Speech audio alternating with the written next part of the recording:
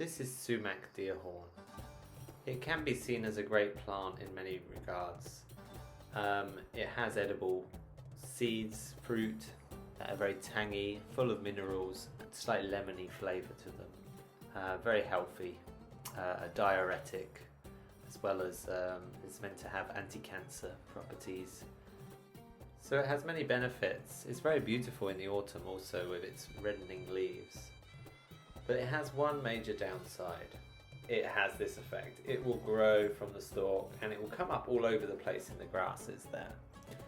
The sap of sumac is quite aggressive on the skin and can cause blistering. So cutting it back, when you're cutting it back, I'm going to leave some of the sumac, but I'm going to be cutting most of this back. And as we cut it back, we should be very careful not to get any of the sap on our skin. So this is it once I've cut back all the growth I can find around it. Here you can see I've sheet mulched with cardboard to stop them regrowing. Then I've marked the circle out with stone, paving stones, and piled earth into the middle. You don't want the circle to be too big that you can't reach to the middle, as you don't want to have to step on the bed in any way to reach the inner herbs. I searched the whole site and salvaged just enough rocks to build the spiral. If you can't find rocks, then you could use bottles or bricks or wood. Logs is another way to build the spiral. Here we go with me turning it into our herb spiral.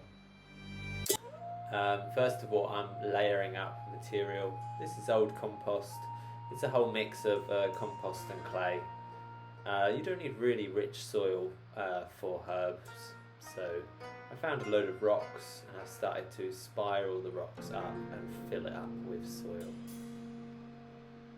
This is the last part. I'm just starting to break up some of the material, make it a bit finer and get it ready for planting.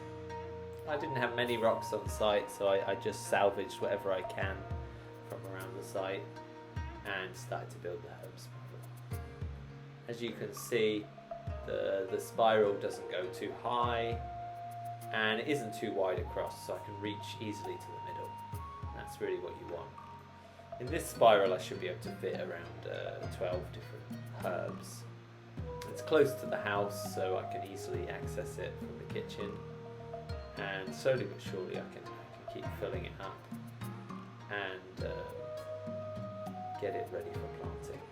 There are many ways to make a herb spiral. One way is to actually just do stonework in a spiral and fill it up then afterwards. Another way is to make a big heap and to embed into the edges of the heap all of the stones you want to use. I do a mix of the two.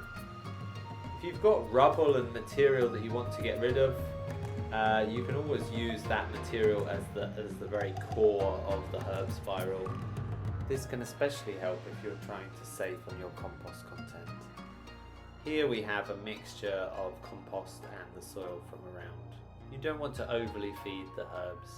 Most herbs are happy on a reasonably good sandy loam or clay loam soil. So there's the finished article, all ready to be planted out. We've done this in the autumn, so we're not going to be planting it out right now. We'll be planting it successionally through the spring. If you want to see the finished article all planted out, check out our website for updates, and please subscribe to our channel and click the notification button so you can see future videos. Thank you for watching, and see you next time for another exciting edition of The Problem is the Solution.